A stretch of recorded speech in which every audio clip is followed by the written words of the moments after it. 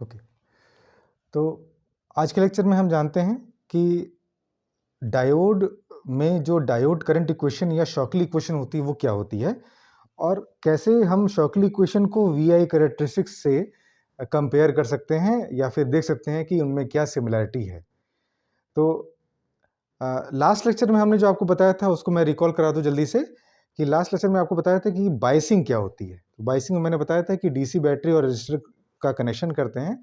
जब P side battery के positive plate से एन साइड बैटरी के नेगेटिव प्लेट से कनेक्टेड होता है तो फॉरवर्ड बायस, और अगर अपोजिट कनेक्टेड है तो रिवर्स बायस। फॉरवर्ड बायस में डिप्लीशन लेयर की विड्थ रिड्यूस करती है, रिवर्स बायस में डिप्लीशन लेयर की विड्थ बढ़ जाती है, और फॉरवर्ड बायस में जो करंट मिलती है वो मिली एम्पियर्स में होती है और मेजॉरिटी चार्ज कैरियर्स की वजह से होती है। और रिवर्स बायस में जो करंट कंस्टिट्यूट होती है उसको रिवर्स सैचुरेशन करंट या रिवर्स करंट कहते हैं जनरली, और वो माइनॉरिटी चार्ज कैरियर्स की वजह से होती है। ठीक है, ये बताने के बाद मैंने ये कहा था कि वी आई कर्व क्या होता है। तो मैंने ये चीज़ आपको लास्ट लेक्चर में दिखाया था कि जब हम 0.7 वोल्ट से ज़्यादा वोल्टेज अप्लाई करेंगे फॉर एग्जांपल सिलिकॉन डायोड के लिए, तो एक सिग्निफिकेंट फॉरवर्ड करंट मिलेगी जो कि मिली एम्पियर्स में होगी। जब हम लोग रिवर्स वोल्टेज अप्लाई करेंगे या रिवर्स बायस करेंगे तो जब तक ब्रेकडाउन नहीं होता तब तक एक रिवर्स कांस्टेंट करंट मिलती है, स्मॉल कांस्टेंट करंट मिलती है, जिसको सैचुरेशन करंट या कभी कभी इसको लीकेज करंट भी कहते हैं। ठीक है, माइंड इट, लीकेज करंट भी कहा जाता है इसको। और जब ब्रेकडाउन से ज़्यादा रिवर्स वोल्टेज अप्लाई करते हैं तो ब्रेकडाउन हो जाता है। तो मैंने उसमें लास्ट के ग्राफ में शो किया था कि ये रीजन कौन सा रीजन होता है, ब्रेकडाउन रीजन। एक साइंटिस्ट थे जिनका नाम था शॉकली। शॉकली ने कई बार एक्सपेरिमेंट करके ये कर्व ऑब्टेन किया था, और जब उसको मैथमेटिकल फॉर्म में रिप्रेजेंट किया तो ये इक्वेशन उन्होंने दिया कि diode current is equal to saturation current times e to the power V D, voltage across the diode, divided by eta, इसको ईटा कहेंगे, ईटा ईटा वी टी -1।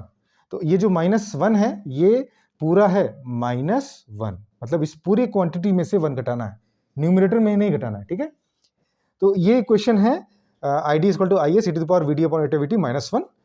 इस इक्वेशन को हम लोग डायोड करंट इक्वेशन भी बोलते हैं और शॉकलीज इक्वेशन भी बोलते हैं। ठीक है, वी डी जैसा कि क्लियर है, वी डी है voltage across the diode, I D is the diode current, we T को कहते हैं थर्मल वोल्टेज या इसको कहते हैं वोल्ट इक्विवेलेंट ऑफ टेम्परेचर। ठीक है, मतलब कि टेम्परेचर के समतुल्य कितना वोल्टेज है, टेम्परेचर के इक्विवेलेंट कितना वोल्टेज है एग्जिस्ट कर रहा है, उसका फॉर्मूला है V T is equal to K T by Q, where K is the Boltzmann constant. सभी लोग को पता है, नहीं पता है इसको सर्च कर लीजिएगा और याद कर लीजिएगा। इसकी वैल्यू होती है 1.38 इंटू 10⁻⁻23 जूल पर केल्विन। और क्यू क्या है, क्यू यहाँ पे इलेक्ट्रॉनिक चार्ज है, और टी क्या है, T is the temperature in kelvin. ठीक है, तो अगर मान लो 27 डिग्री सेल्सियस दिया हो या 47 डिग्री सेल्सियस दिया हो, 43 डिग्री सेल्सियस दिया हो, आप इसमें 273 ऐड करेंगे तब जाके वो केल्विन में कन्वर्ट हो पाएगा। ठीक है, तो ये आपके क्वेश्चन पे डिपेंड करता है कि क्वेश्चन किस फॉर्म में गिवन है। ठीक, तो वीटी का क्या फॉर्मूला है, के टी बाई क्यू। अच्छा, जब हम के की वैल्यू इतनी 1.38 10⁻⁻23 और क्यू की वैल्यू 1.6 इंटू 10⁻⁻19 रख देते हैं और जब इसको सॉल्व करते हैं तो अप्रोक्सीमेटली टी अपॉन 11,600 आता है। ठीक है, तो आप ये भी याद रखिएगा जब कि आपको बार बार के और क्यू की वैल्यू रखने की जरूरत नहीं पड़ेगी, आप डायरेक्टली यहाँ पे टी की वैल्यू केल्विन में डालकर 11,600 से डिवाइड कर देंगे तो वहां से आपका वोल्ट इक्विवेलेंट ऑफ टेम्परेचर आ जाएगा। ठीक है, रूम टेम्परेचर पे आप इसकी वैल्यू याद कर लीजिए कि at room temperature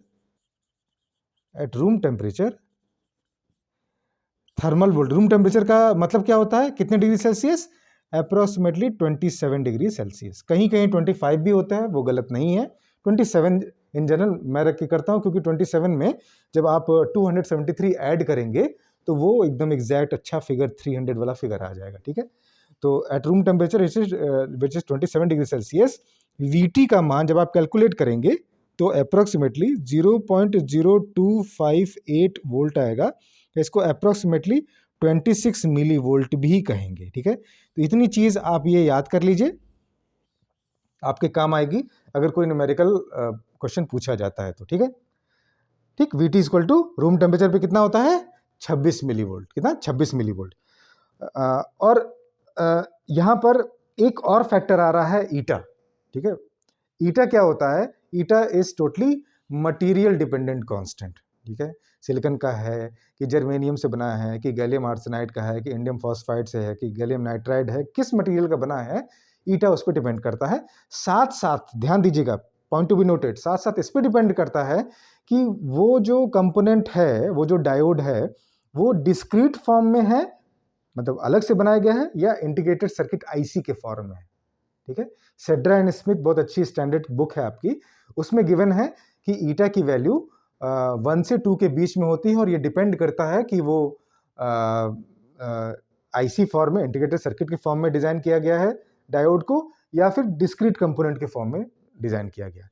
in general बाकी बुक्स में ये भी मेंशन है कि for germanium it is 1 and for silicon it is 2, ठीक है।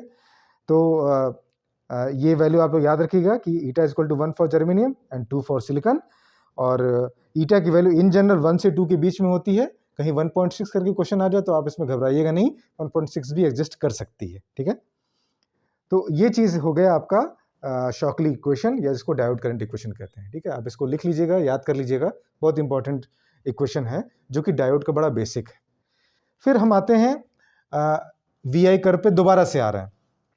आप यहां देखिए, आपको अपने सिंपल 10+2 के मैथमेटिक्स से ये चीज क्लियर होगा कि किसी भी कोई फंक्शन अगर y इक्वल टू ई के पावर x है, e to the power x है, तो ये जो नेचर होता है ये कुछ ऐसा होता है, ठीक है। ये यहाँ फोकस करिए यहाँ पे, तो यहाँ पर e है, e की वैल्यू 2.7 होती है अप्रोक्सीमेटली। तो अगर आप यहाँ पे 2.7 के पावर में vd अपॉन ईटा vt करके सॉल्व करेंगे, तो यहाँ पर आपको राइट हैंड साइड में जो फर्स्ट क्वाड्रेंट में जो ये नेचर दिख रहा है आपको, एक्सपोनेंशियल नेचर, इंक्रीज करता हुआ नेचर, ये e के पावर की वजह से ही है। तो इस तरह से मैं इसको रिलेट कर रहा हूं आपको कि वो जो कर्व है, कैरेक्टरिस्टिक्स कर्व है, और ये जो इक्वेशन है, ये दोनों आपस में मैच करते हैं, ठीक है। फिर इसको कंप्लीट करने के लिए, वीआई कर्व को कंप्लीट करने के लिए मैंने सिलिकॉन डायोड का एग्जांपल लिया है। अगर सपोज एग्जाम में आपका जर्मेनियम डायोड आ जाए, या जर्मेनियम और सिलिकॉन के कैरेक्टरिस्टिक्स कर्व में डिफरेंस पूछा जाए आपसे, तो आप कैसे बनाएंगे? माइंड इट, कल के लेक्चर में आपको बताया था कि सिलिकॉन के लिए बैरियर पोटेंशियल की वैल्यू क्या होती है? 0.7, और जर्मेनियम के लिए कितनी होती है? 0.3, ठीक है। तो अब यहाँ पे जो कर्व बनाएंगे, अगर आप जर्मेनियम के लिए कर्व ड्रॉ करेंगे यहाँ पर जर्मेनियम के लिए, तो आपको ये कर्व यहाँ थोड़ा पहले से स्टार्ट करना पड़ेगा, लाइक दिस, ठीक है। ठीक है, समझ में आ रहा है? ये कर्व हो जाएगा लाइक दिस, और आपको यहाँ पे मार्क करना पड़ेगा 0.3, और ये ब्लू वाला जो है, जो कर्व है, दिस इज फॉर जर्मेनियम, और जो ब्लैक वाला है वो किसके लिए है? सिलिकॉन के लिए।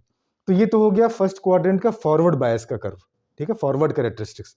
रिवर्स कैरेक्टरिस्टिक्स की बात करें तो ध्यान दीजिएगा, रिवर्स कैरेक्टरिस्टिक्स में रिवर्स करंट की वैल्यू जर्मेनियम की काफी ज्यादा होती है, ठीक है। और ये कर्व कुछ इस तरह से जाएगा जैसे मैंने अभी बनाया, लाइक दिस, और ये ऐसे। तो इस समय इस एक्सिस पे, पेयर ऑफ एक्सिस पे, जो ब्लू कलर का ग्राफ है वो पूरा किसका है? जर्मेनियम का, और जो ब्लैक कलर का ग्राफ है वो किसका है? सिलिकॉन का। आप यहाँ पे कंपैरिजन करके पॉइंट्स बना सकते हैं, बता सकते हैं। First point, the cut in voltage और barrier potential for silicon diode is 0.7 and for germanium diode it is 0.3 volt. Is it clear?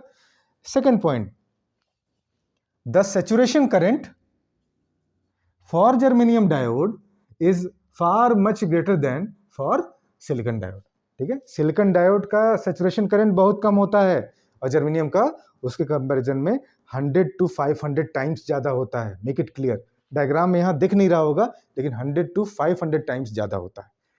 इसी प्रकार से अगर हम ब्रेकडाउन वोल्टेज की बात करें, तो जर्मेनियम का जो ब्रेकडाउन वोल्टेज है, अगर हम यहाँ पे VBR GE लिख दें और यहाँ VBR SI लिख दें, तो आपको यहाँ पे दिख रहा है कि जो सबसे इधर लेफ्ट साइड में एग्जिस्ट कर रहा है, दिस इज फॉर सिलिकॉन, और जो VBR जर्मेनियम है वो पहले, मतलब पहले ही ब्रेकडाउन हो जाता है जर्मेनियम में, और सिलिकॉन में बाद में होता है। इसका मतलब रिवर्स वोल्टेज को सहने की, टॉलरेट करने की कैपेबिलिटी सिलिकॉन डायोड की ज्यादा होती है, न कि जर्मेनियम डायोड की, ठीक। रिवर्स बायस में जो रिवर्स करंट मिलती है वो ज़्यादा मिलती है किसमें, जर्मेनियम डायोड में as compare to silicon diode. Forward characteristics में 0.3 वोल्ट के बाद कंडक्शन स्टार्ट हो जाता है किसमें, जर्मेनियम में, और 0.7 के बाद स्टार्ट हो जाता है किसमें, सिलिकॉन डायोड में। ठीक है, तो ये एक कंपैरिजन कर्व है, वीआई कर्व है, आप सिलिकॉन और जर्मेनियम दोनों का। आप इसको स्टेटमेंट के फॉर्म में लिख सकते हैं, अगर लॉन्ग आंसर्स में आएगा, शॉर्ट आंसर में आएगा तो आप इसको पॉइंट वाइज लिख सकते हैं। ठीक है, तो यहाँ पे इस लेक्चर को एंड करते हैं, और ये इस लेक्चर से हमने ये सीखा कि वीआई कैरेक्टरिस्टिक्स सिलिकॉन और जर्मेनियम का कैसे प्लॉट किया जाता है, क्या कंपैरिजन है, साथ साथ वीआई का जो डायोड करंट इक्वेशन या शॉकली इक्वेशन होती है वो क्या होती है, और इसमें यूज़ किए गए नोटेशंस की मीनिंग क्या है और उनकी वैल्यूज़ क्या होती है। ठीक है, नेक्स्ट टाइम पे मिलते हैं और इसके आगे हम लोग कंटिन्यू करते हैं। Okay, thank you.